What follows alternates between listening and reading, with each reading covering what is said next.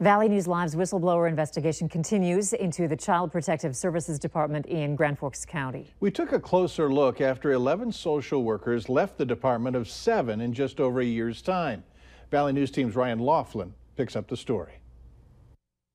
And I feel that his voice was taken and that anybody can do anything they want to him. Emily Nelson says there was nothing done after she filed a report with CPS after her son was abused.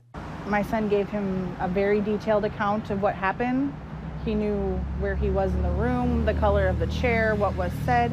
He acted out what happened. She says her son was hit after she dropped him off for childcare. She later learned after the investigation ran its course, nothing was going to be done. I was shocked. I wasn't sure what to think at first. I just wanted to get some more detail and figure out what happened. She says the investigation concluded that the bruise on her son's face didn't look like it came from someone hitting him. That was enough for the county to dismiss her claims. I thought Child Protective Services existed so that children had a voice. The department didn't function like a department should function. That's me sitting down with one of the 11 social workers that left the department of 7 in just over a year's time. We're concealing this whistleblower's identity for their own protection. There are some cases where there are kids that go unnoticed or aren't receiving services when they should be. Our anonymous whistleblower admits it's hard to know if these cases should have gone differently. Without knowing the other side of the story, it's hard to say, you can only hear one side of the story, whether that's the mom or the child's or both of them. You don't know what the other side is or what was presented to the team. State law is supposed to make the findings in CPS reports confidential.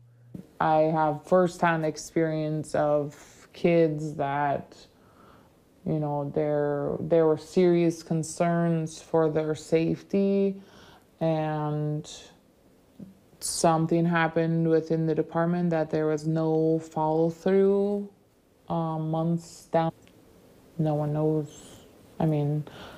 Hopefully they're okay, but there's no eyes on them to make sure of that.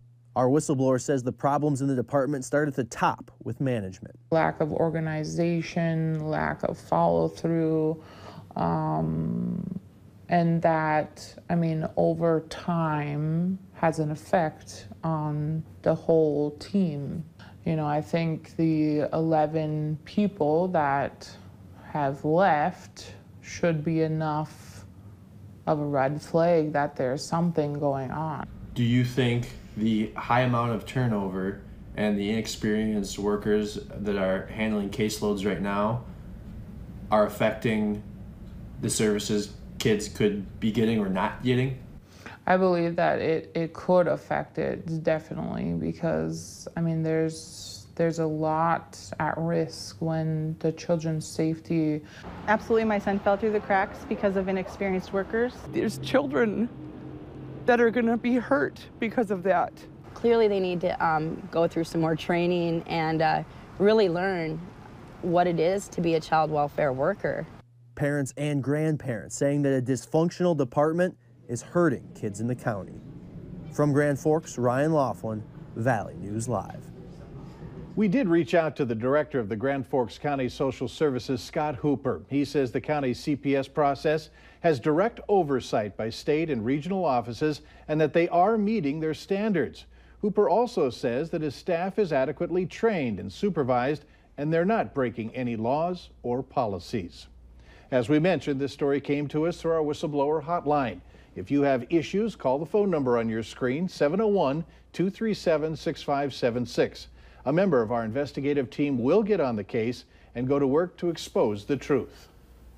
Temperatures are on their way down. Fargo sits about 6.5 inches below average for precipitation this time of the year. Some showers tonight, but more on Friday. Details in your forecast are next.